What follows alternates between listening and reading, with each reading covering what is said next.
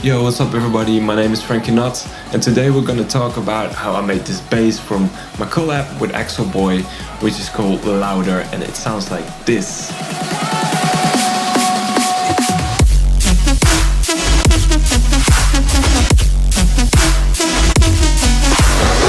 So before we dive into the track, I want to talk you through the ideas of how I get to the sound. The general idea was like COVID happened, I don't have to play shows, so I started listening to hardstyle and I found some tracks which had this really huge, like giant kicks, where there's so much frequencies all over the place.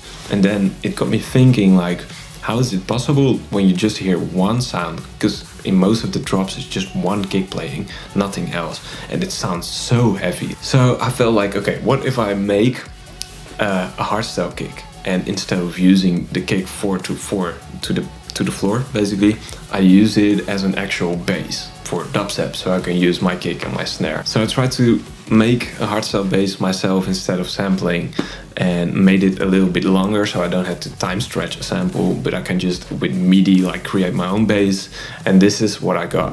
So like I said earlier, I try to mimic a hardstyle kick. So if I loop this as one beat, you will have a kick basically. Pretty sick. So basically what it's doing, you route everything in the same distortion with the sub as well. So you got a sub solo, sounds like this. It's just a sine with some extra harmonics into it, like you can see here. Normalized again, and then a little bit of a triangle as well for harmonies. And one octave up, a sub as well. This is where it gets important, right? So the sub only has to appear at the tail. So that's why I got this fade in basically until the end. And that's gonna affect the distortion chain here. So as you can see, it's routed through the distortion group. And this is just a shitload of distortion plugins. I'll break that down later, what's doing what. At the same time, you're gonna throw in all the other ingredients like the bass that I have here, the snare thing, the hi-hats and all that stuff. And all combined together, after the distortion will sound like the bass. And as you can hear, the attack, like the first part of the bass, that's actually just high end. It doesn't sound to you because the kick is there, and when you have the sidechain and everything, it will sound like one whole sound. But basically, yeah, you have the high end coming in first, then a bit more of the character, and then at the very end the sub is coming in. So, and I can show you, if I show you one sound on its own, it will sound horrible. So it's actually not too bad. It used to sound worse when I just started this project. So yeah, that's a clappy kind of sound as the tail, and then I got some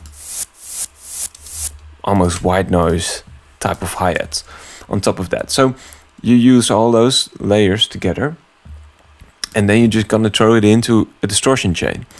So first we have some saturation, then some trash. I'll show you what it's done. It's actually not doing a lot, it's just boosting a little bit on the initial preset. And then you're just gonna remove some of the highs, because obviously if you distort, it's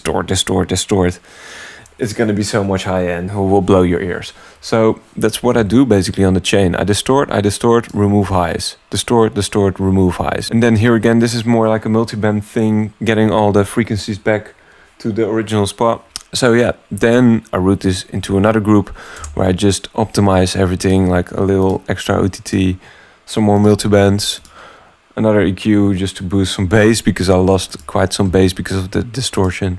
And then it's just a matter of making variations. So here I got another variation, and this is super stereo. So I used a sample delay, like a really short delay, so it's only at the very left and at the very right of the stereo field, and then the rest of the basses and the sub are in the middle. So the first two counts, they're basically mono, and then on the snare it opens up with the stereo bass as well. And then you can go really crazy with this, because now if you just move one button within the entire preset, then all of these sounds and all of the distortions are gonna affect in a different way, which could be very interesting as well. So let's say we change the first bass that we have a little bit.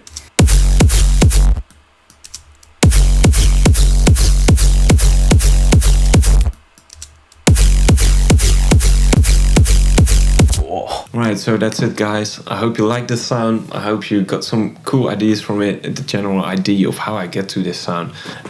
If you love this, please give me a thumbs up, a subscription. It will help my channel a lot to make some more content like this. And I'll see you in the next video. Peace.